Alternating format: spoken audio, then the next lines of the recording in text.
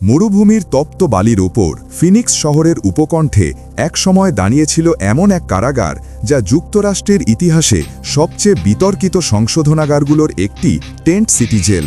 এটি ছিল এমন এক স্থান যেখানে স্বাধীনতা হারানো মানে ছিল শুধু বন্দিত্ব নয়, বরং প্রকৃতির প্রতিকূলতার সঙ্গে প্রতিদিনের লড়াই। ১৯৯৩ সালে শেরিফ জো আরপাইও এই জেলটি প্রতিষ্ঠা করেন।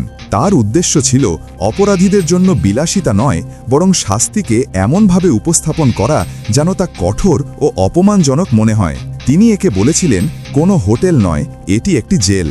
এখানে বন্দীদের রাখা হতো বড় বড় সামরিক তাঁবুর নিচে, যেখানে দিনের তাপমাত্রা প্রায়শই ৫০ ডিগ্রি সেলসিয়াস ছাড়িয়ে যেত। গরম মরুভূমির মাঝখানে দাঁড়িয়ে থাকা এই তাঁবুগুলো হয়ে ওঠে বন্দীদের ঘর, যেখানে শীতের ঠান্ডা ছিল হাড় পর্যন্ত গেঁথে যাওয়া, আর গ্রীষ্মের উত্তাপে নিঃশ্বাস নেওয়াও ছিল কষ্টকর। এই জায়গায় কেউ বিলাসিতা পেত না, না এয়ার কন্ডিশন, না বিছানার আরাম। তাদের বিছানা ছিল লোহার খাট, কম্বল ছিল পাতলা, আর পানীয় জল প্রায় ফুটন্ত গরম। টেন্ট সিটি জেলের উদ্দেশ্য ছিল একটাই, শাস্তির ভয় তৈরি করা। শেরিফ আরপাইও বিশ্বাস করতেন, যদি জেলকে কষ্টকর করে তোলা যায় তবে মানুষ অপরাধ থেকে দূরে থাকবে। তিনি বন্দীদের জন্য রঙিন পোশাকের পরিবর্তে পরিধান করিয়েছিলেন গোলাপি শর্টস, যা ছিল অপমানের প্রতীক হিসেবে পরিকল্পিত। খাবার হিসেবে দেওয়া হতো শুধু বিনস ও রুটি, যা অনেক সময় ঠান্ডা ও স্বাদহীন থাকত। কিন্তু এই কঠোর ব্যবস্থার আড়ালে লুকিয়েছিল মানবিক যন্ত্রণা। প্রতিদিন সূর্য ওঠার সঙ্গে সঙ্গে শুরু হতো বন্দীদের সংগ্রাম। তাঁবুর ভেতর এত গরম হয়ে উঠত যে প্লাস্টিকের বোতল পর্যন্ত বিকৃত হয়ে যেত। অসংখ্য বন্দী হিট স্ট্রোক, ডিহাইড্রেশন ও ত্বকের অসুখে ভুগত, কিন্তু চিকিৎসা পেত খুব সীমিত। এই কারাগারে বেঁচে থাকা মানে ছিল ইচ্ছা শক্তির পরীক্ষা। মনস্তাত্ত্বিকভাবে এটি ছিল আরও কঠিন এক কারাগার। দিনের পর দিন একই রুটিন, একই সীমাবদ্ধতা, একই নিঃসঙ্গতা। অনেক বন্দী মানসিকভাবে ভেঙে পড়ত, কেউ আবার নীরবে নিজের অপরাধবোধের মুখোমুখি হতো। এখানে সময়ের কোনো গতি ছিল না, দিন ও রাত একে অপরের সঙ্গে মিশে যেত। তবে টেন্ট সিটি ছিল শুধুই শাস্তির জায়গা নয়, এটি ছিল এক সামাজিক বার্তা, একটি রাষ্ট্র কেমন করে অপরাধের বিরুদ্ধে অবস্থান নেয় তার প্রতীক। আরপাইও চেয়েছিলেন জনগণ দেখুক তার কঠোরতা। তিনি দাবি করতেন, এই কারাগার রাজ্যের কোটি কোটি ডলার সাশ্রয় করছে, কারণ এখানে নেই ভবন, নেই বিলাসিতা, নেই অতিরিক্ত খরচ।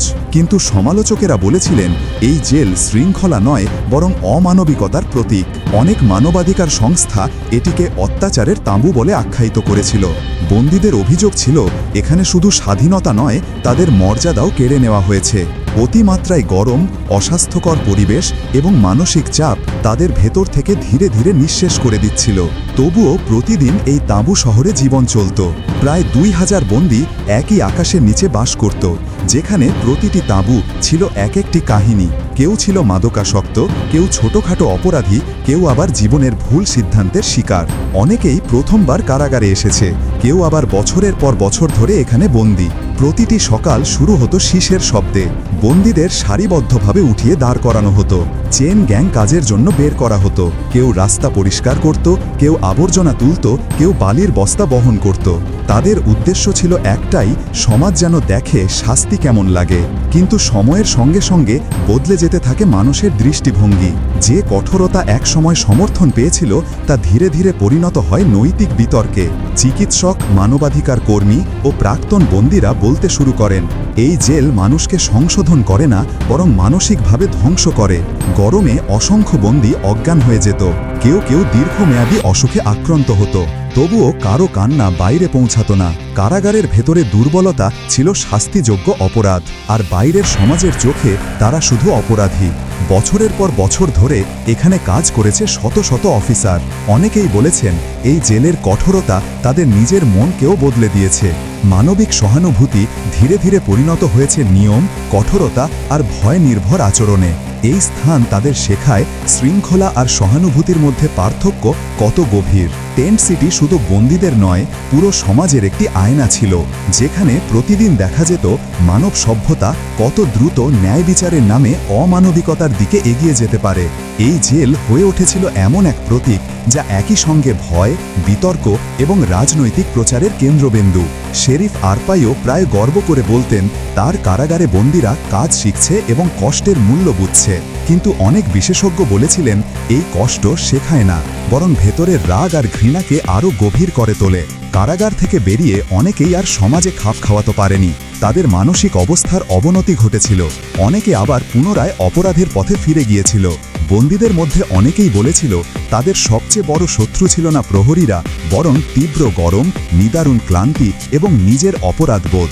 দিনের পর দিন সেই একই সূর্য, একই সীমাবদ্ধ তাঁবু আর একই নীরবতা তাদের মনে তৈরি করেছিল এক অদৃশ্য কারাগার, যা লোহার বেড়ার চেয়েও ভয়ঙ্কর। এই জেলে ছিল না শিক্ষা, ছিল না কাউন্সেলিং, ছিল না কোনো পুনর্বাসন পরিকল্পনা, শুধু শাস্তি, তাপ ও সহ্য করার শিক্ষা। তবুও অনেক বন্দী তাদের ভুল বুঝে ওঠার চেষ্টা করেছিল। কেউ ধর্মের পথে ফিরে গিয়েছিল, কেউ স্বপ্ন দেখত একদিন মুক্ত হয়ে নতুন জীবন শুরু করার। টেন্ট সিটির প্রাচীরের বাইরে ফিনিক্সের নাগরিকরা এই জায়গাকে দেখত মিশ্র অনুভূতিতে। কেউ মনে করত এটি অপরাধ দমন করেছে, আবার কেউ বলতো এটি মানবতার অপমান।